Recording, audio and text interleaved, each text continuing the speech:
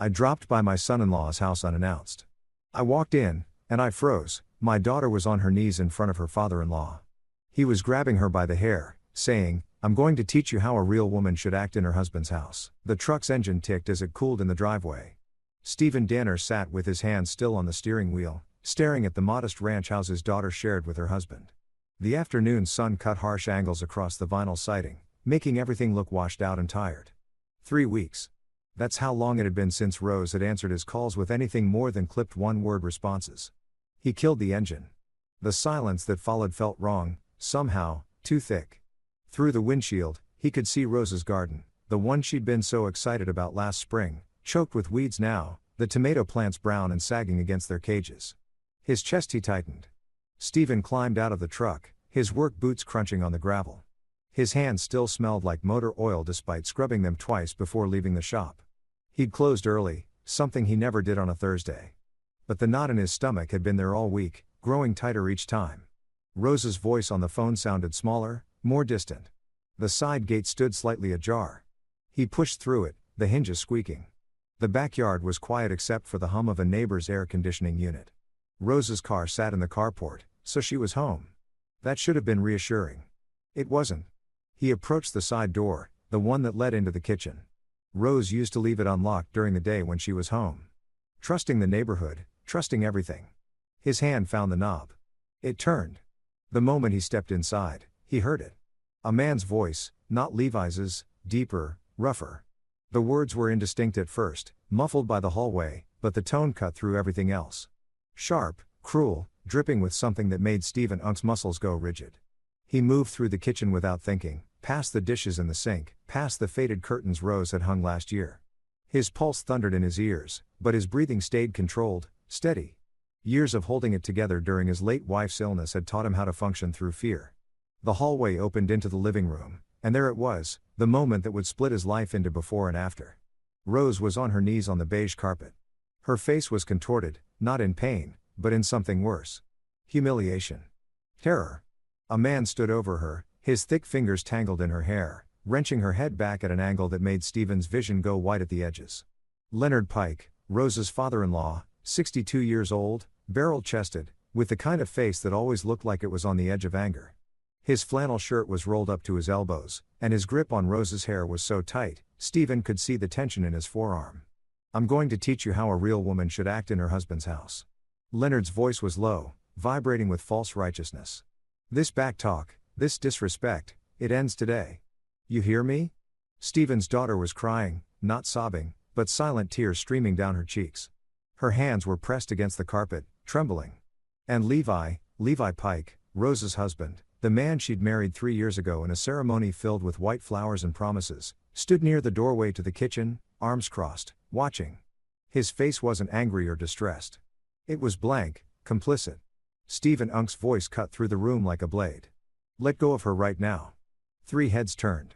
Leonard's grip loosened, but only slightly. Levi straightened, his arms dropping to his sides. Rose's eyes found her father's, and something broke open in her expression. Relief and shame and desperate hope all at once. Stephen took a step forward. His hands weren't shaking.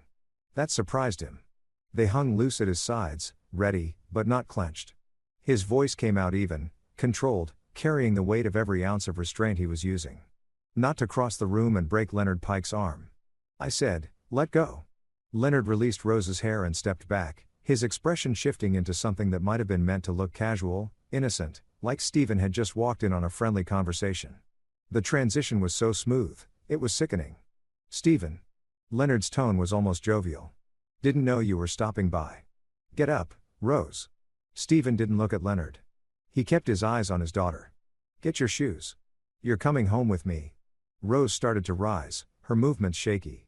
Levi moved then, stepping forward with his hands raised in a placating gesture. "Dad, this isn't what it looks like. Rose and I were just..." She got a little emotional. And Dad was trying to help calm her down. Levi's voice had that same rehearsed quality he used when he worked at the insurance office. Smooth and practiced. "It's a family disagreement. That's all." Stephen's eyes finally moved to his son-in-law. The younger man was 32, clean-cut, the kind of guy who wore polo shirts on weekends and talked about being a deacon at church. Stephen had thought he was stable, safe, a good match for Rose. He'd been so goddamn wrong, a family disagreement. Stephen repeated the words slowly, tasting them. They left a bitter residue. He looked back at Leonard, who was now standing with his thumbs hooked in his belt loops. Chin up. That what you call grabbing a woman by her hair? Stephen, you're overreacting. Leonard's voice had an edge now. Rose needs to learn. She's leaving now. Something in Stephen's tone made both Pike men take a step back. It wasn't loud. It wasn't aggressive. It was the sound of a door closing. Final and absolute. The sound of a man who had just made a decision and would not be moved from it. Rose found her shoes by the couch, canvas slip-ons, the left one scuffed. Her hand shook as she put them on. Stephen moved to her side, placing himself between her and the pikeman. His hand touched her shoulder, gentle but firm. Come on, sweetheart. Levi started to protest, stepping forward again. You can't just take her. Watch me. Stephen guided Rose toward the door. She moved like someone walking through fog, her breathing shallow and quick. Behind them, Leonard's voice rose, gaining volume. This is wrong, Stephen. A wife's place is with her husband. You're interfering in. Stephen turned at the threshold. One arm still around Rose. He looked at Leonard Pike for 3 full seconds without speaking. The older man's voice died in his throat. Don't come to my house, Stephen said quietly. Don't call. Don't text. If you try, I'm calling the police. He walked Rose through the kitchen, through the side door across the backyard. The late afternoon sun felt too bright after the dim living room. Rose stumbled once on the gravel, and Stephen caught her elbow, steadying her. He opened the passenger door of his truck and helped her in. By the time he walked around to the driver's side, his hands had started shaking. He gripped the steering wheel hard as he pulled out of the driveway. His knuckles white. Rose sat pressed against the passenger door, her arms wrapped around herself. Neither of them spoke for the first 10 minutes of the drive. The radio was off. The only sound was the truck's engine and the occasional whisper of traffic passing in the opposite direction. Stephen Unk's mind was racing, but his face stayed calm. He learned that during the hospital years with his wife, how to keep steady when everything inside was screaming. How to be the rock when the world was crumbling. But this was different. The image of Rose on her knees, Leonard's hand in her hair, kept replaying. Each time it looped, Stephen's grip on the wheel tightened. He forced his jaw to unclench. Forced his breathing to stay even. When they pulled into his driveway, Rose finally spoke. I'm sorry. Her voice was barely audible, scraped raw. Stephen turned off the engine. He looked at her. Really looked at her for the first time since they'd left. Her hair was tangled where Leonard had grabbed it. Her eyes were red-rimmed. She lost weight, he realized. Her collarbones were too prominent above the neckline of her shirt. How'd he miss this? You have nothing to be sorry for, he said, each word deliberate. Certain nothing, Rose. You hear me? She nodded, but tears spilled over again. Stephen reached across and took her hand. It was cold despite the heat of the day.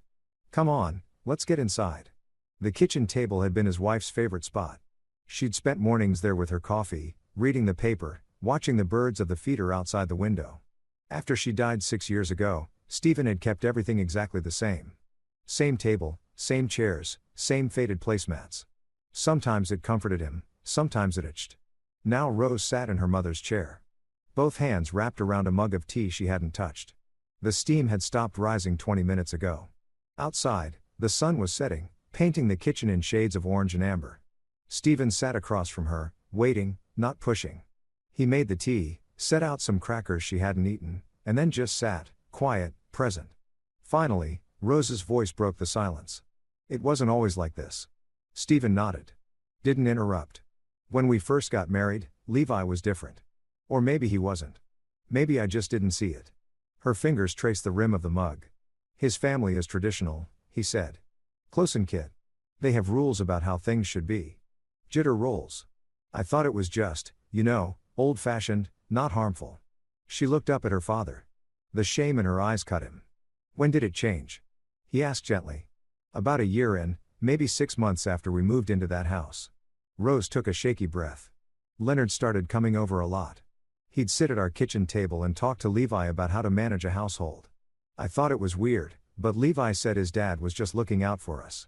Stephen Unk's jaw tightened, but he kept his expression neutral. What kind of management? Everything. The word came out bitter. How I should dress, how I should talk, why I should work. Leonard said a wife should be guided by her husband and his father until she learns the right way. Levi agreed with him. Every time she set the mug down, her hands starting to shake again. Then it got worse. Levi took over her bank accounts. Said he'd handle the money because that's the man's job. He started reading my texts, checking my location on my phone. If I questioned it, he'd get this look. She trailed off, staring at something Stephen couldn't see. What looked? Like I disappointed him, like I was failing at being a wife. Her voice cracked and Leonard, he started correcting me. That's what he called it. If I didn't fold laundry the right way, if I talked back, if I didn't show enough respect. Stephen's hands curled into fists under the table. He hurt you before today. It wasn't a question. Rose nodded slowly. Not at first. At first, it was just grabbing my arm too hard, backing me into corners when he was lecturing me. Then a few months ago, I told Levi I wanted to visit you for your birthday. And Leonard got angry. He said I was putting my birth family above my real family. He pushed me against the wall. Not hard enough to bruise, but hard enough to make his point. The words kept coming faster now, like a dam breaking. Levi locked me outside once. It was February. I'd raised my voice during an argument, and he said I needed to cool off. I stood on the porch for 2 hours before he let me back in. Leonard said it was good for me, that I needed to learn consequences. Stephen felt something cold and hard settling in his chest. Not rage, not yet. Something more calculated, more permanent. They read your messages, he said. That's why you stopped texting me. Levi checks my phone every night. If I delete anything, he knows. Rose wiped her eyes with the back of her hand. I tried to call you a few weeks ago from work, but he found out. He didn't hit me, but he took my car keys.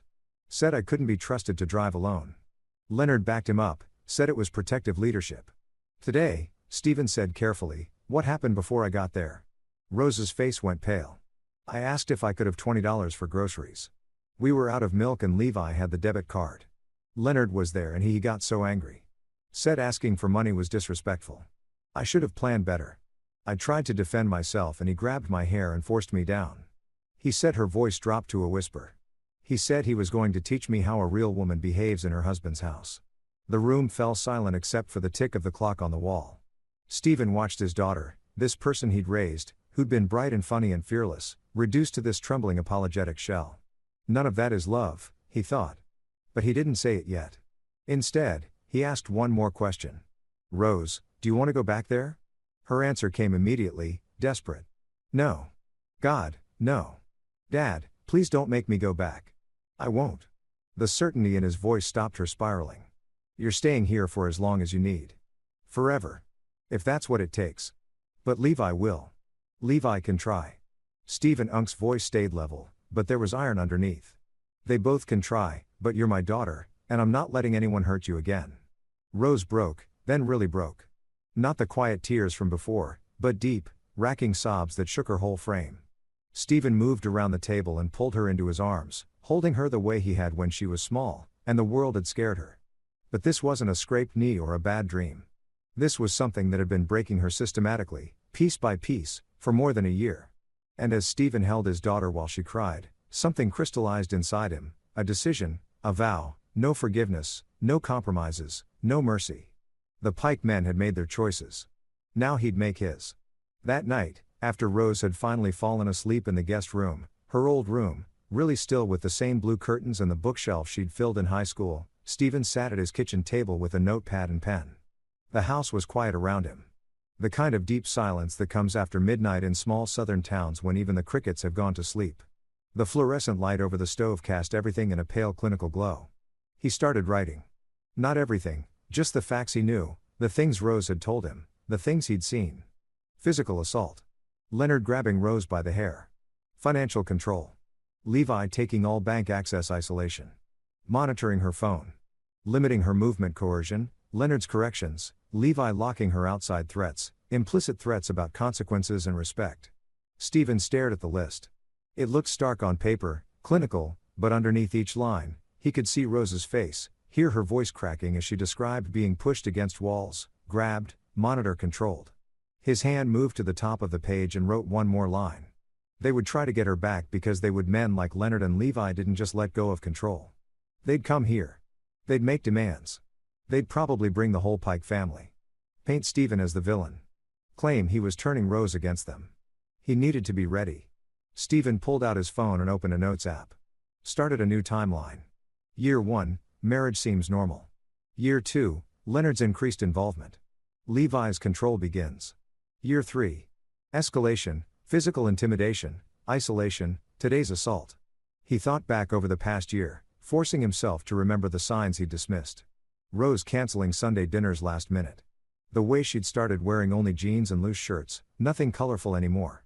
How she'd stopped talking about her job, stopped sharing stories about her life. He thought she was just settling in a married life, busy, distant the way adult children sometimes got. He'd been blind. Stephen set down his phone and rubbed his eyes. The clock on the microwave read 2:47 a.m. He should sleep. But every time he closed his eyes, he saw a Rose on her knees. He picked up the pen again and wrote one more thing at the bottom of the page. No forgiveness, no compromises. It wasn't a plan yet, but it was a foundation. Friday morning came too early. Stephen woke to sunlight streaming through his bedroom window and the sound of movement in the kitchen. For one disoriented moment, he thought it was his wife making breakfast the way she used to. Then reality settled back into place. He found Rose at the stove flipping pancakes with mechanical precision. She'd showered, her hair still damp, wearing an old sweatshirt she must have found in her closet. The bruising on her scalp wasn't visible, but Stephen knew it was there. "You didn't have to cook," he said. She glanced at him. "I wanted to. I like doing it when it's my choice." The weight of that sentence hit him squarely in the chest. He poured himself coffee and sat at the table watching her work. The pancakes were perfect, golden brown, fluffy. She'd always been good at this, even as a teenager learning from her mother. They ate in comfortable silence for a few minutes. Then Rose spoke, her voice small. "They're going to come here, aren't they?" "Probably. What are you going to do?" Stephen took a sip of coffee, considering his answer. "Nothing I'm not prepared for. But Rose, I need to ask. Do you want to press charges for what Leonard did?" She froze, fork halfway at her mouth. I don't know. You don't have to decide right now, but we should document everything. Photos, statements, anything that proves what's been happening." He kept his tone and gentle but firm just in case. Rose set down her fork. "Levi will say I'm lying. Then we make sure the truth is louder than his lies." She looked at him, really looked at him, searching his face for something. Whatever she found there made her shoulders straighten slightly. "Okay," she said. "Okay, we document it." After breakfast, Stephen took careful photos of Rose's scalp where Leonard had grabbed her. The area was tender, slightly swollen, with faint bruising starting to show. Then he had her write out everything she could remember, dates, incidents, witnesses, anything that might be useful. By noon, his phone started buzzing. Text from a number he didn't recognize. "Stephen, this is Levi. Please call me. We need to talk about Rose." He deleted it without responding. 5 minutes later, another text. "Dad says you're being unreasonable. Rose belongs here with her family." Stephen showed Rose the messages. "I'm not responding, but I need your permission to block them." She nodded quickly. "Do it."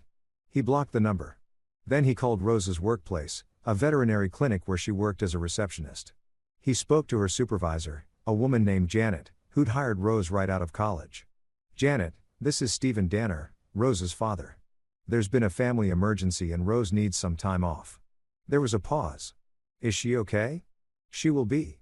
Can you work with us on this?" "Of course, Stephen." Janet's voice dropped. "I've been worried about her for months. She hasn't seemed like herself." His chest tightened. "What do you mean?" "She's been anxious, jumpy.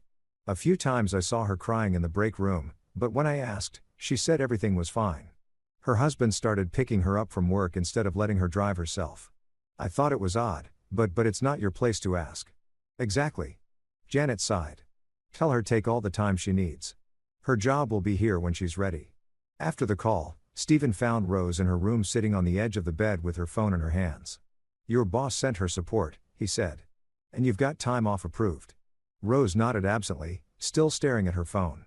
"Levi is calling. Don't answer. He'll just keep calling." Stephen sat beside her. "Then let him. You don't owe him a conversation. You don't owe him anything." She powered off the phone and sat on the nightstand like it might bite her. "I keep thinking," she said quietly, "about how it started so small. How I didn't notice until it was too late. That's how it works. That's how men like them operate." Stephen chose his next words carefully. "None of this is your fault, Rose. Not a single bit of it." She didn't respond, but he saw her throat work as she swallowed hard. That afternoon, the pikemen came. Stephen heard the truck pull into his driveway around 3 o'clock. The distinctive rumble of Leonard's old F-250. He was in the garage organizing tools he didn't need to organize, but it gave him something to do with his hands. Through the garage door window, he watched Leonard and Levi climb out. Both wore expressions of righteous determination. Leonard walked like he owned the property. Levi followed half a step behind, jaw set. Stephen pulled the garage door shut and walked around to meet them in the driveway. He didn't invite them closer. "Stephen." Leonard's tone was clipped. "False friendly. We need to talk about this situation." "There's no situation. Rose is staying here." "She's my wife," Levi said, stepping forward. His voice had that practice quality again. Reasonable but firm. "She belongs at home. Whatever misunderstanding happened yesterday, we can work through it as a family." Stephen Unk's expression didn't change. "Misunderstanding. That's what you're calling it." "Dad was trying to help." Levi continued. "Rose got emotional and your father grabbed my daughter by her hair and forced her to her knees." Stephen Unk's voice cut through the excuse like glass. "There's no misunderstanding about that." Leonard's mask slipped slightly, irritation flashing across his face. "A wife needs guidance. The Bible is clear. Don't." Stephen Unk's voice dropped lower. "Dangerous. Don't quote scripture of me to justify abuse. It's not abuse. It's discipline. You laid hands on my daughter in anger with violence. That's abuse, Leonard." And Levi stood there and let it happen. He shifted his gaze to his son-in-law. "You let your father terrorize your wife." Levi's face flushed. "That's not what happened. You're twisting." "I saw what I saw." Leonard took a step closer, his bulk seeming to fill the space. "This is between a husband and wife. You're interfering in their marriage." "Their marriage?" Stephen almost laughed. "There is no marriage. Not anymore. You can't make that decision." Levi snapped. Real anger breaking through. "Now Rose is my wife. Under law. Under law. What you and your father did is domestic assault. So if you want to talk about legal rights, we can do that. But not here. Not now. This conversation is over." Leonard's face went red. "We have every right to speak to Rose. You can't keep her from us. Rose is a grown woman who's choosing not to see you. I'm respecting her choice." "Respectfully," Levi said, pulling out his phone. "I'm calling her. She won't answer." Levi's thumb hovered over the screen. Then he pressed call, lifting the phone to his ear. After a moment, his jaw clenched. "It's going straight to voicemail." "Like I said," Leonard lunged forward then, faster than Stephen expected for a man his size. He grabbed Stephen's shirt front with both hands, pulling him close. "You listen to me." Stephen's hands came up, breaking Leonard's grip with a sharp practice motion. Years of working with his hands, moving engines and heavy equipment had left him stronger than he looked. He didn't push Leonard away. Just freed himself and stepped back. "Touch me again," Stephen said quietly. "And I'm calling the police. Get off my property." For a moment, Leonard looked like he might swing. Stephen saw it in the way his shoulders bunched, the way his hands curled into fists. Levi grabbed his father's arm. "Dad, come on." Leonard shook him off, but took a step back. "This isn't over, Stephen. Rose's family. She belongs with us." "No," Stephen said. "She doesn't." He turned and walked to his front door, opened it, stepped inside, locked it behind him. Through the living room window. He watched the Pike men stand at his driveway for another 30 seconds before finally climbing back into their truck and leaving. Rose appeared from the hallway, her face pale. "I heard they're gone." "For now," Stephen nodded. "For now." That night, he started making calls. The first call was to his sister, Michelle, who worked as a trauma nurse at Vanderbilt Medical Center in Nashville. She answered on the second ring, her voice warm but tired. "Stevie, everything okay?" He filled her in on everything. The assault, Rose's revelations, the Pike men's visit. Michelle listened without interrupting her, breathing the only sound on the line. When he finished, she was quiet for a long moment. "How is she?" Michelle finally asked, scared, ashamed, trying to hold it together. "That tracks, Stephen. What you described, that's textbook coercive control, financial abuse, isolation, physical intimidation. The escalation pattern is classic." She paused. "Has she seen a doctor?" "Not yet. She needs to, not just for documentation, though that's important for her own health. Trauma like this manifests physically. Stress, weight loss, sleep disruption, anxiety. Let me make some calls. I know someone at the Women's Center here who specializes in domestic abuse cases. She might not be ready for that." Then we go slow. But Stephen, you need to understand recovery from this kind of control takes time. Sometimes years. She's going to need support. Probably therapy. Definitely medical evaluation. Whatever she needs. Good. Michelle's voice softened. And how are you holding up? I'm fine. You're not. I can hear in your voice. You're in combat mode. She wasn't wrong. Stephen looked down at his hands, remembering the controlled way he'd broken Leonard's grip, the coldness in his own voice. They hurt her, Michelle, for months. And I missed it. You couldn't have known. I should have. Don't do that to yourself. Men like the Pikes are experts at hiding abuse. They isolate their victims, control the narrative, make everything look normal from the outside. She exhaled slowly. But Stephen, whatever you're planning, be careful. Men who lose control of their victims can become dangerous. I'm already careful. I mean it. Document everything. Every text, every visit, every threat, and consider filing a restraining order. Rose has to decide that, then help her decide because this won't stop. Men like Leonard don't just walk away. After they hung up, Stephen sat in the dark living room, his phone glowing in his hand. Michelle was right. The Pikes wouldn't stop. They'd escalate. Trying to regain control through pressure, manipulation, or force. He needed more than just good intentions. He needed evidence. A case so solid that when the time came, there'd be no room for doubt. He opened a new note on his phone and started a list. Medical evaluation and documentation, photos of injuries. Rose's written statement. Bank records showing financial control, text messages from Levi, witness statements. Co-workers, neighbors, recording of Rose describing the abuse. That last one made him pause. In Tennessee, you could record conversations you were party to without the other person's consent. If Rose described what happened while he recorded it, that would be admissible evidence. He hated the calculation of it, the coldness.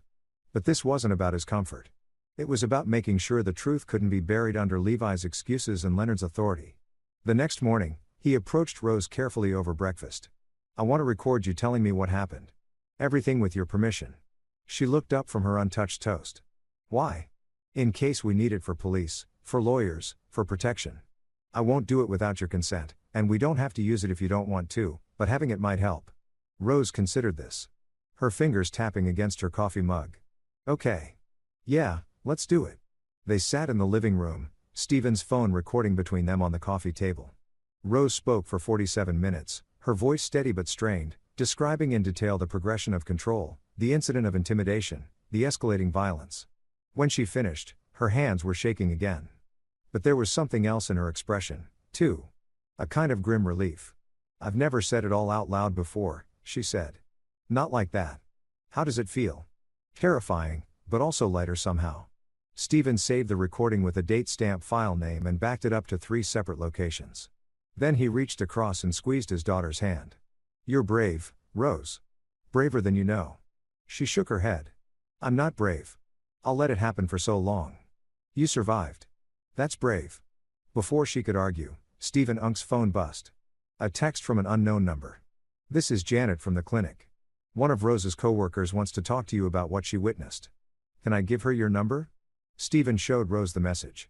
You have a choice here, but it might help. Rose nodded slowly. Tell her yes. 20 minutes later, Stephen Unk's phone rang.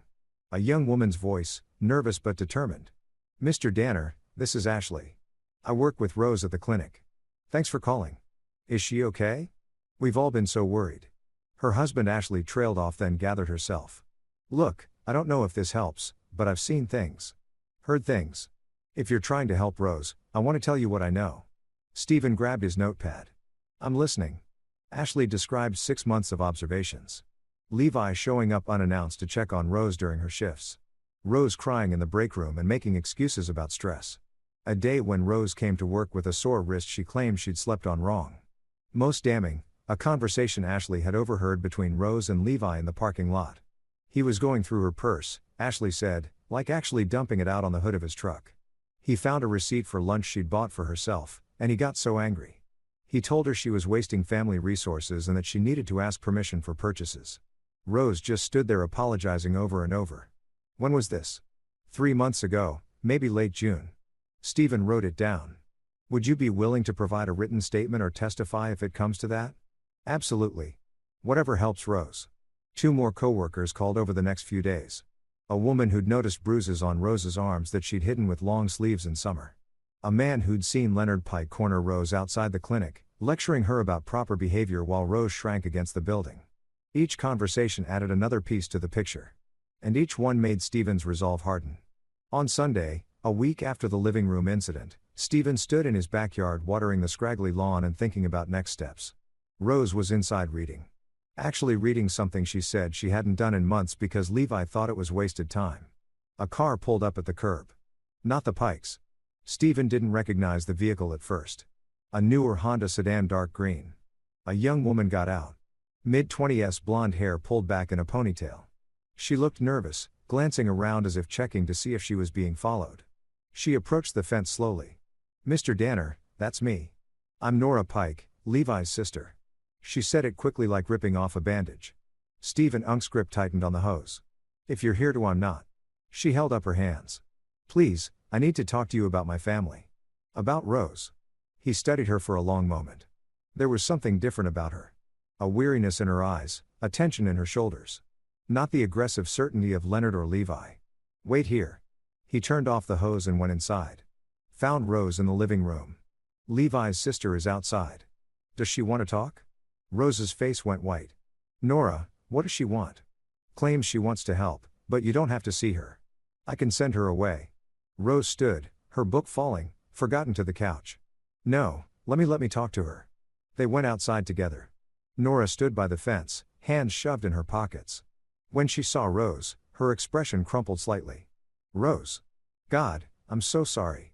"Sorry for what?" Rose's voice was guarded. "For all of it, for not stopping it, for being part of that family." Nora looked between them. "I've been trying to get away from them for years. My dad, as he's controlled all of us our whole lives. Levi learned everything from him." Stephen crossed his arms. "Why are you here, Nora?" "Because what happened to Rose isn't new. It's how our family operates. My dad believes in traditional authority, which really means he gets to control everyone, especially the women. My mom left when I was 15 because she couldn't take it anymore. Levi and I stayed with Dad, and he shaped Levi into a copy of himself. That doesn't excuse what they did," Rose said quietly. "I know. I'm not making excuses. I'm telling you that you're not the first person my father has heard, and my brother has become just like him." Nora pulled her phone from her pocket. "I have proof. Recordings, texts, videos, things that show the pattern. I've been collecting them." Because she swallowed hard. "Because I always knew someday someone would need them. I'm giving them to you." Stephen and Rose exchanged a glance. "Why?" Stephen asked. "Because it needs to stop. Because I'm tired of watching my family destroy people." Nora's voice shook. "And because Rose didn't deserve any of this. None of the women who've married into our family did." "Women?" Rose's voice was small, plural. "Levi's first girlfriend. She lasted 6 months before she left. So my dad scared her. And my older cousin married a woman who lasted 2 years before filing for divorce. She claimed emotional abuse. But the family rallied around my cousin and made her look unstable. She moved to Texas to get away from us." Stephen felt something cold settle deeper in his chest. "Your father has done this before. Over and over. He believes he's righteous. That God gave him authority over his family, and that includes daughters-in-law, nieces, anyone in his sphere. He sees himself as a patriarch in a biblical sense, which really means he's a controlling, abusive man who uses religion as an excuse." Nora held out her phone. "Everything's here. Videos from family gatherings where you can hear him yelling at people, berating them. Texts where Levi admits Dad keeps Rose in check. Recordings of Dad lecturing me about submission and obedience. I'll send you everything." And she hesitated. "And if you press charges, I'll testify against both of them." Rose's eyes filled with tears. "Nora, if you do that, your family will. They'll disown me. I know, but they don't feel like family anymore. They feel like a prison." Nora looked at Stephen. "Please, let me help. It's the least I can do." Stephen took her phone number and promised to call. As Nora drove away, Rose stood in the driveway looking stunned. She was always the quiet one. Rose said, "I never thought. Abuse victims often become the strongest advocates." Stephen said she's been trapped, too, just in a different way. That night, Nora sent over 23 files. Videos of Leonard verbally berating family members at gatherings. His voice dripping with contempt. Text screenshots where Levi discussed managing Rose with his father. A particularly damning video from a barbecue where Leonard grabbed Nora's wrist hard enough to leave marks when she questioned one of his statements. Stephen watched each file methodically, taking notes. The pattern was unmistakable. Leonard Pike was a systematic abuser who built his entire family structure around control, and Levi had learned every technique. But now Stephen had proof. Not just Rose's word against theirs. Multiple witnesses, multiple incidents, a pattern spanning years. He added everything to an encrypted folder on his laptop and backed it up in 3 locations. Then he opened a new document and started outlining a timeline. Every incident, every witness, every piece of evidence, organized chronologically. It took him until 2 a.m. when he finally finished. He had 17 pages of documented abuse spanning 3 years involving multiple victims with corroborating statement from 6 witnesses. Rose appeared in the kitchen doorway wrapped in a bathrobe. "Can't sleep, just finishing something." She sat across from him, looking at the pages spread across the table. "Is that enough to make them stop?" "It's a start." Stephen met her eyes. "Rose, I need to ask you something and you can say no, but I think we should file charges for assault, coercion, and financial abuse against both of them." Her face went pale. "That's that serious. What they did is serious. But if we do that, there's no going back. It becomes official, public." Her hands twisted together. "Everyone will know. Everyone should know. Men like Leonard and Levi count on shame and silence. They count on their victims being too scared to speak up." Stephen reached across and took her hands, stealing them. "But this is your choice. I'll support you either way. If you want to walk away, rebuild quietly. I understand. But if you want to fight back, I'm with you. All the way." Rose stared at their joined hands for a long time. When she looked up, something had shifted in her expression. Something hard and certain. "I want to fight back," she said. "I want them to face consequences for what they did. Not just to me, to everyone." "You're sure?" "I'm sure." Stephen squeezed her hands once, then let go. "Okay, then we do this, right? Monday morning, we go to the police together." "What? They don't believe us." Stephen tapped the stack of papers on the table. "They will." The rest of the weekend passed in tense preparation.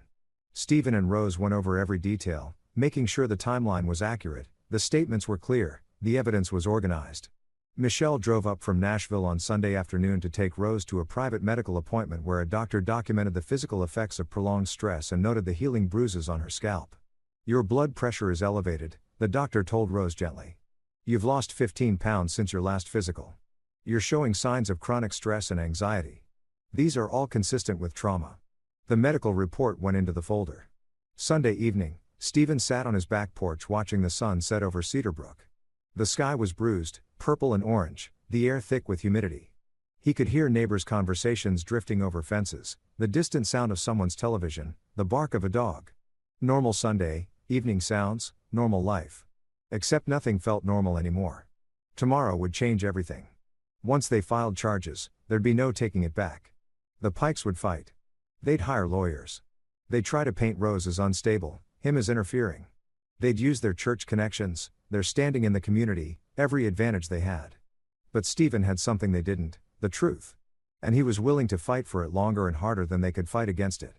Rose joined him on the porch, sitting in her mother's old rocking chair. "Nervous?" she asked. "Determined." "Me, too." She was quiet for a moment. "Dad, thank you for not letting me go back. For believing me always, sweetheart. Always." They sat together until full dark, neither speaking. Both gathering strength for what came next. Monday morning arrived gray and cool, unusual for late summer in Tennessee. The forecast called for rain, and the clouds hung low and heavy, turning the world the color of stone. Stephen wore clean work pants and a button-down shirt. Rose wore jeans and a simple blouse, her hair pulled back. They both looked tired. Neither had slept well. The Cedar Brook Police Department occupied a low brick building on Main Street, sandwiched between the post office and a hardware store. Stephen had driven past it 1,000 times. He never imagined walking through those doors to report his own son-in-law and father-in-law for domestic violence. The lobby smelled like burnt coffee and old carpet. A young officer at the front desk looked up as they entered. "Help you folks. We need to file a report," Stephen said. His voice was steady for domestic assault and abuse. The officer's expression shifted, becoming more attentive. "Let me get someone for you. Have a seat." They sat in hard plastic chairs, bolted to the floor. Rose's leg bounced nervously. Stephen placed a hand on her knee, stilling it, and she gave him a weak smile.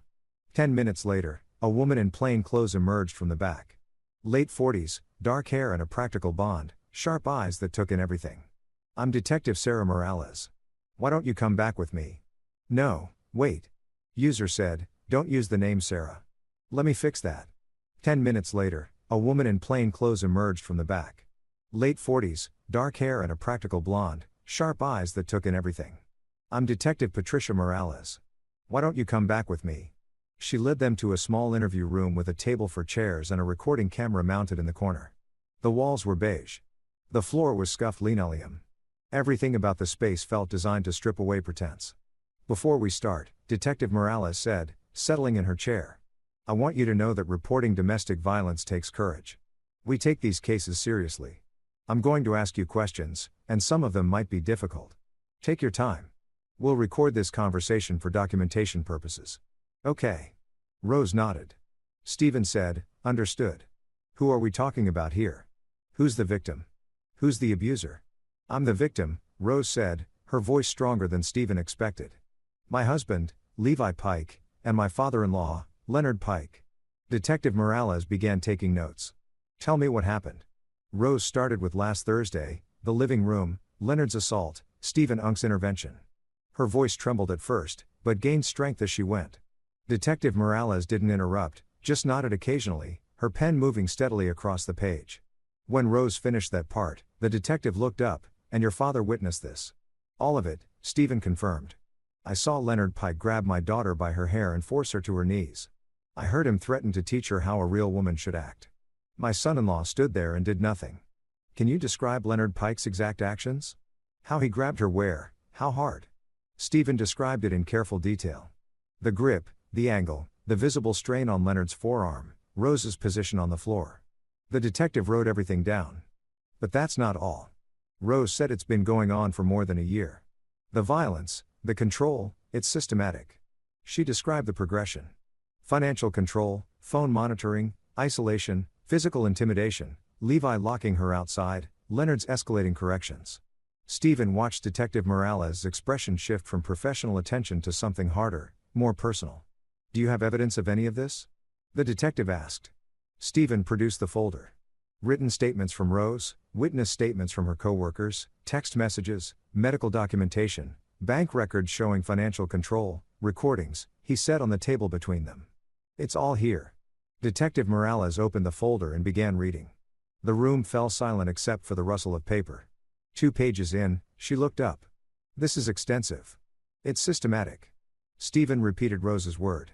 "This isn't a one-time incident. It's a pattern of abuse." The detective spent 20 minutes going through every page. She asked clarifying questions, requested contact information for the witnesses, made her own notes. When she reached Nora Pike's statements, she paused. "This is the defendant's sister." "Yes," Rose said. "She's willing to testify against them." "That's unusual. She's been dealing with their abuse her whole life." Detective Morales closed the folder and looked at Rose directly. "Ms. Danner, I'm sorry, Miss Pike." "Danner." Rose interrupted quietly. "I'm going back to my maiden name. Ms. Danner. Based on what you've told me in this evidence, we have grounds for multiple charges. Domestic assault, coercive control, false imprisonment, financial abuse. Are you prepared for what comes next? This will mean investigations, possible arrest, court proceedings. Your husband and father-in-law will know you filed charges. I know they may retaliate. I know that, too." Detective Morales nodded slowly. "Good, because I need you to be sure. Once we start this process, it's going to be difficult. These cases often are." Rose's hands were clasped tight on the table, but her voice didn't waver. "I'm sure I want to press charges against both of them." "All right." The detective looked at Stephen. "And you're willing to testify as a witness?" "Absolutely." "Then here's what happens next. I'm going to take your full statement, document everything and pass this to our DA's office. They'll review the evidence and decide on charges. If they move forward, and based on what I'm seeing here, warrants will be issued. Do either of you know where the Pikes are right now?" "Levi works at Secure Life Insurance on Cypress Street." Rose said, "Leonard's usually a home for 28 Oakmont Road." Detective Morales wrote it down. "We'll coordinate with patrol. When we make arrests, we do it carefully. Mr. Danner, I recommend you and your daughter stay somewhere these men don't know about for the next few days. Do you have somewhere safe you can go? Stephen hadn't thought of that. My sister's in Nashville. That's probably smart. Just until things settle. She stood. I'll need a couple more hours with Rose to get her complete statement. Mr. Danner, you're welcome to wait or come back. I'll wait. Rose gave him a grateful look as Detective Morales led her to a different room for the detailed interview. Stephen sat in the lobby, his phone in his hands, watching people come and go. A woman filing a noise complaint. A man reporting a stolen bicycle. Normal problems for a Monday morning. His problem was far from normal. 3 hours later, Rose emerged looking exhausted. Detective Morales walked them to the door. We'll move fast on this, she said. Expect calls from the DA's office within 48 hours. And Ms. Danner, you did the right thing. Rose nodded wordlessly. In the truck, Stephen pulled out onto Main Street and headed toward the highway. We're going to Michelle's. What about your shop? I'll call my assistant manager. He can handle it for a few days. Rose leaned her head against the window, watching Cedarbrook slide past. It's really happening. It is. I thought I'd feel relieved. I just feel tired. That's normal. They drove in silence for a while. The rain started halfway to Nashville. Light at first, then heavier, drumming against the windshield. Stephen turned on the wipers and kept his eyes on the road. Rose spoke again, softer this time. Do you think they'll actually go to jail? If there's justice. Yes. What if there isn't? Stephen glanced at her. Then we keep fighting until there is. Michelle's house was a small ranch in a quiet Nashville suburb. She met them at the door, immediately pulling Rose into a hug. You did it, Michelle said. You really did it. We did. Rose said. Dad and they spent that evening laying low, ordering takeout, watching mindless television. Stephen found himself checking his phone constantly, waiting for news. None came. Tuesday morning, Detective Morales called. Mr. Danner. The DA reviewed the case. They're filing charges. Multiple counts against both men. We're executing warrants this afternoon. Stephen's grip tightened on the phone. Where? Levi Pike at his workplace. Leonard Pike at his residence. We'll call you when it's done. Thank you, Detective. Thank you, daughter. She's brave. After the call, Stephen found Rose in Michelle's guest room sitting on the bed with her arms wrapped around her knees. They're arresting them today, he said. Her eyes went wide. Today, this afternoon. Detective Morales will call when it's done. Rose nodded slowly, processing. It's really over. This part is at 4:37 p.m. Stephen's phone rang. Mr. Danner, Detective Morales, both warrants have been executed. Levi Pike was arrested at work without incident. Leonard Pike was arrested at home. He resisted initially but complied once he realized we were serious. Both men are in custody awaiting arraignment. Stephen closed his eyes briefly. Thank you. There's something you should know. When we arrested Levi at his office, several co-workers commented that they weren't surprised. Said he'd been controlling toward female staff. We're looking into whether there are additional victims. After hanging up, Stephen walked into the living room where Rose and Michelle were waiting. He didn't have to say anything. His expression said it all. Rose stood abruptly. They arrested them, both of them. They're in custody. She made a sound, half laugh, half sob, and sat back down hard. Michelle moved to her side, holding her as she broke down. Not in grief, Stephen realized, in relief. In release, he stood watching his daughter cry, feeling something shift in his chest. Not satisfaction. He wasn't capable of that. Not yet. But certainty. They'd done the right thing. The hard thing. The thing that would stick. That night, the three of them sat on Michelle's back deck under a sky clearing after rain. The air smelled clean washed. Rose looked more relaxed than Stephen had seen her in months. What happens now? She asked. Arraignment probably tomorrow or Thursday, Stephen said. Then court proceedings if they don't take a plea deal. Will I have to testify? Possibly. Depends on whether it goes to trial. Rose was quiet for a moment. I'll do it if I have to. I'll tell the truth. Michelle squeezed her shoulder. You won't be alone. We'll all be there. I know. Rose looked at her father. Dad, I don't think I've properly said thank you for everything, for believing me, for fighting for me. You don't need to thank me. You're my daughter. Still, her voice broke slightly. You saved my life. Literally, if you hadn't come that day, Stephen didn't let her finish. But I did, and you're here, and you're safe. That's what matters. They sat together until the stars came out. Three people bonded by blood and by battle, finding peace in the quiet after the storm. The arraignment happened Thursday morning at the Hamilton County Courthouse. Stephen and Rose sat in the gallery. Detective Morales nearby. Leonard and Levi Pike were brought in wearing orange jumpsuits, wrist shackled. Leonard looked furious. Levi looked shocked, like he couldn't believe this was happening. The judge, a stern woman in her 60s named Judge Harriet Chun. Wait, user said don't use Chun. Let me fix that. The judge, a stern woman in her 60s named Judge Harriet Wallace, read the charges in flat, professional voice. Leonard Pike, you charged with domestic assault in the second degree, aggravated harassment, intimidation, and coercive control. Levi Pike, you're charged with domestic assault, coercive control, false imprisonment, and financial exploitation. How do you plead? Their lawyer, a slick L-looking man in an expensive suit, stood. Not guilty on all counts, Your Honor. Noted, bail is set at $75,000 each. Preliminary hearing is scheduled for 3 weeks from today. Judge Wallace's eyes flicked to Rose. Ms. Danner, there is a restraining order in effect. Both defendants are prohibited from contacting you or approaching within 500 feet if they violate this order. Call the police immediately. Yes, Your Honor. As the Pikes were let out, Leonard turned and locked eyes with Stephen. The look was pure venom, filled with rage and promised retribution. Stephen met his gaze without blinking until the deputies pulled Leonard from the courtroom. Outside on the courthouse steps, Detective Morales briefed them. The DA is confident. We've got solid evidence, multiple witnesses, and the defendant's own texts working against them. But I need to warn you, their lawyer is going to try to discredit Rose's testimony. They'll paint her as unstable, claim you influenced her, maybe suggest financial motivations. Let them try, Stephen said. We have the truth. Truth isn't always enough in court. Mr. Danner, you need to be prepared for this to get ugly. It's already ugly, Rose said quietly. It can't get worse than what they did. Over the next 3 weeks, the Pikes' defense strategy became clear. Their lawyer filed motions claiming Rose was mentally unstable, that Stephen had brainwashed her, that the financial control was simply responsible household management. They tried to get Nora's testimony excluded, claiming family bias. None of it worked. The preliminary hearing came and went. The judge finding sufficient evidence to proceed to trial. The DA offered a plea deal, reduced charges in exchange for guilty plea. Leonard refused. Levi wavered, but ultimately followed his father's lead, so went to trial. The trial began on a crisp November morning, 2 months after that Thursday afternoon, in the living room.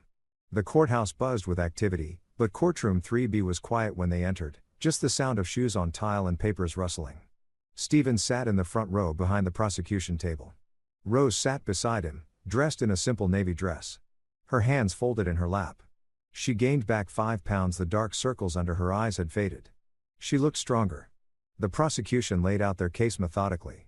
They started with Stephen's testimony, what he'd witnessed that Thursday, his daughter's condition, the mark on her scalp. The defense attorney, a man named Richard Cross, tried to shake him during cross-examination. Mr. Danner, isn't it true that you disapproved of your daughter's marriage from start? No. You never had concerns about the Pike family? Not until I learned they were abusing my daughter. Or was this about control? You couldn't stand that Rose had a new family. Stephen's voice stayed level. This is about a grown man assaulting my daughter in her own home while her husband watched. That's what I saw. That's what happened. Cross tried to rattle him for 20 minutes. It didn't work. Stephen had spent weeks preparing, going over every detail with the prosecutor. He knew what he'd seen, and he refused to be shaken from it. Rose testified next. She spoke clearly, describing the pattern of abuse, the escalation, the fear. Cross tried the same tactics, suggesting she was emotionally unstable, that she'd misinterpreted firm guidance as abuse, that she'd been influenced by her father. Ms. Danner, you admit your father recorded your statement. Isn't it possible he coached you on what to say? No, he recorded the truth. My truth. But you were emotional, vulnerable. Maybe you said what you thought he wanted to hear. Rose's voice hardened. I said, what happened? Leonard Pike grabbed my hair and forced me to my knees. Levi Pike controlled every aspect of my life. Those are facts, not feelings. The jury, 8 women for men, watched intently. The prosecution called Rose's co-workers. Each one described her deterioration over the past year. The tears, the anxiety, the bruises she tried to hide. Ashley's testimony about the parking lot confrontation was particularly powerful. Then Nora took the stand. She looked small in the witness box, but her voice was steady. She described growing up under Leonard's control, watching him berate her mother until she fled, seeing Levi adopt the same tactics. She described the family's pattern of abuse spanning decades. Cross attacked her credibility viciously, suggesting she was testifying out of spite that she'd fabricated evidence to hurt her family. But Nora didn't break. She'd spent too many years under Leonard's thumb to be intimidated by a lawyer. "My father is an abusive man," she said simply. "My brother learned from him. Rose is one victim in a long line of victims. I'm testifying because it needs to stop." The prosecution played the videos Nora had provided. The jury watched Leonard verbally destroying family members, grabbing Nora's wrist, creating an atmosphere of fear and control. They heard Levi's texts admitting his father keeps Rose in check. By the end of the first week, the defense was scrambling. Leonard took the stand to defend himself. A mistake. He couldn't hide his contempt, his belief that he had the right to control his family. When asked about grabbing Rose, he said, "Sometimes women need firm correction. It's biblical. She was being disrespectful, and I was teaching her the proper way to conduct herself." The prosecutor pounced. "You believe you have the right to physically assault your daughter-in-law. It wasn't assault. It was discipline. You grabbed her by her hair and forced her to her knees. That's your definition of discipline. She needed to learn respect." The jury's expressions shifted. Several women looked disgusted. Levi testified next, trying to paint himself as a caring husband who'd been misunderstood, but under cross-examination, he admitted monitoring Rose's phone, controlling their bank accounts, allowing his father to guide their marriage. He claimed it was all for Rose's own good. Did Rose want to be monitored and controlled? The prosecutor asked. It was what was best for her. That wasn't my question. Did she want it? Levi hesitated. She was my wife. It was my responsibility. So, no, she didn't want it, but you did it anyway. I was being a good husband by your father's definition. The trial lasted 9 days. On the 10th day, closing arguments began. The defense claimed Rose was unstable. Stephen was controlling and the pikemen had simply been trying to maintain a traditional family structure that had been misinterpreted as abuse. The prosecution didn't mince words. The defense wants you to believe this is about misunderstanding, about traditional values. But what you've heard over the past 9 days isn't about tradition. It's about power, control, violence. The prosecutor gestured toward Rose. Rose Danner trusted her husband and his family. She believed their promises of love and partnership. Instead, she got systematic abuse, financial control, physical assault, isolation from her support network. This isn't a family disagreement. This is domestic violence. And the defendants need to be held accountable. The jury deliberated for 6 hours. When they returned, the foreman, a woman in her 50s, stood and read the verdict. On the charge of domestic assault against Leonard Pike, guilty. On the charge of coercive control against Leonard Pike, guilty. On the charge of intimidation against Leonard Pike, guilty for Levi. On the charge of coercive control, guilty. On the charge of financial exploitation, guilty. On the charge of false imprisonment, guilty. Rose made a sound beside Stephen. A gasp. A sob. He couldn't tell. He took her hand and held it tightly. Judge Wallace addressed the convicted man. Mr. Pike. Mr. Pike, what you did to this young woman represents a profound betrayal of trust and a systematic pattern of abuse. This court has heard testimony detailing how you worked together to isolate, control, and intimidate Ms. Danner. Your family structure was not traditional. It was designed around domination and fear. The evidence against you is overwhelming. The jury's verdict is clear and this court will not tolerate domestic violence in any form. She set sentencing for 2 weeks later. At the sentencing hearing, Leonard Pike received 4 years. Levi received 3. Both would be required to attend domestic violence intervention programs. Both would be prohibited from contacting Rose for 10 years after their release. As the bailiffs led them away, Leonard shouted something about justice being perverted, about his rights being violated. Levi just looked broken, finally understanding what he'd lost. Stephen felt Rose lean against him, exhausted. He put his arm around her and held her up. Outside the courthouse, reporters had gathered. Detective Morales helped them navigate past the cameras. In a parking lot, Rose finally let herself cry. Deep cleansing tears that shook her whole body. "It's over," she said between sobs. "It's really over." "It is," Stephen confirmed. "You did it, sweetheart. You stood up to them, and you won. We did it. You and me." Stephen looked at his daughter. This person who'd been broken down and rebuilt, who'd found courage when it mattered most, who'd fought back against men who tried to destroy her spirit. "Yeah," he said softly. "We did." Spring came to Cedarbrook with dogwoods blooming white against green hills and the air turning soft and sweet. 6 months had passed since the trial. 6 months of slow, steady healing.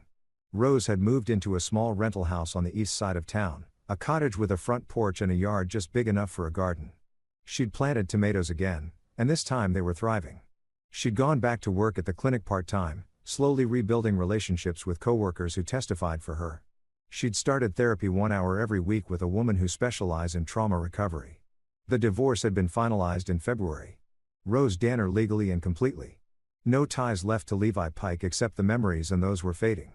She was taking evening classes at the community college, something she'd always wanted to do, but Levi had dismissed as frivolous. Literature and art history, subjects that fed her soul. Stephen watched his daughter slowly return herself. Not the person she'd been before, Levi, but someone new, stronger, more grounded, someone who knew her own worth. On a Saturday evening in late April, Stephen stood at his grill in the backyard flipping burgers. Rose sat in one of the lawn chairs, her feet bare on the grass, reading a book for her lit class. The sunset painted everything gold. "Dad." Rose looked up from her book. "Yeah. Do you ever think about them? About what happened?" Stephen flipped a burger, considering sometimes. "Do you feel bad about it? About how things turn out for them?" He looked at his daughter. She was wearing a sundress, yellow with small flowers that she'd bought for herself without asking permission, without worrying if someone would approve. Her hair was loose around her shoulders. She looked content. "Free?"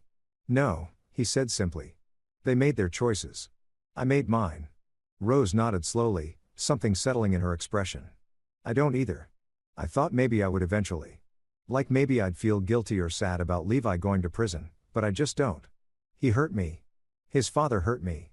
They would have kept hurting me if you hadn't stopped them. You stopped them, too.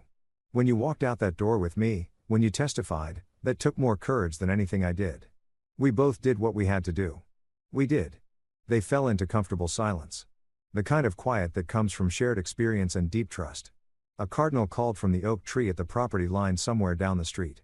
Kids were playing, their laughter carrying on the breeze. "I'm proud of you," Stephen said. "Your mom would be too." Rose smiled, a real smile, the kind that reached her eyes. "I'm proud of us. We didn't let them win." "No, we didn't." Stephen played the burgers and they ate on the patio as the sun dropped behind the hills. They talked about Rose's classes, about the new assistant Stephen had hired at the shop, about Michelle's upcoming visit. Normal things, everyday things. As darkness gathered and the first stars appeared, Rose stood and stretched. "I should get going. Early shift tomorrow." Stephen walked her to her car, an old Honda. She'd bought herself with money she'd saved from her job. Her money, her choice. Before she got in, she hugged him tight. "Thank you, Dad, for everything, for seeing, for believing, for fighting. Always, sweetheart, always." He watched her tail lights disappear down the street, then stood in his driveway for a while longer, looking up at the stars. The night air was cool and clean. The neighborhood was quiet. For the first time in months, Stephen felt something close to peace. Not because he'd forgiven the pikemen. He hadn't, and he never would. What they'd done to Rose, to Nora, to others, that wasn't something that could be forgiven. It could only be stopped, punished, made impossible to repeat. But he'd done that. Rose had done that. Together, they'd taken something broken and made it right as it could be made. They'd fought for justice, and they'd won. Stephen turned and walked back into his house, leaving the door unlocked because this was Cedarbrook and Rose was safe and the Pike men were behind bars where they belonged. He made himself a cup of coffee, decaf since it was late, and sat at his kitchen table with a book of his own, but he didn't read. He just sat there thinking about his daughter's smile, her yellow sundress, the way she'd looked sitting in his yard with her bare feet in the grass. Free, that was the word. She was free. And for Stephen Danner, that was everything. Outside, the night deepened. The stars wheeled overhead. The world kept turning. And in a small house on the east side of Cedarbrook, Rose Danner slept peacefully, no longer afraid, no longer trapped, finally, and completely herself. The story of what had happened in that living room 6 months ago would fade with time. People would move on to other scandals, other stories, but the truth would remain documented and preserved, a warning to anyone who thought they could abuse their power over those they claimed to love. Leonard and Levi Pike had learned that lesson the hard way. And Stephen Danner had learned something, too. That sometimes love means fighting, not with fists or rage, but with truth and evidence and unshakable determination. That sometimes the most important thing a father can do is stand between his child and danger no matter the cost. He paid no real cost in the end. Lost no sleep over the Pikes' imprisonment. Felt no guilt over their fate. They'd earned every consequence that came their way. And Rose had earned her freedom. That was justice, and that was enough.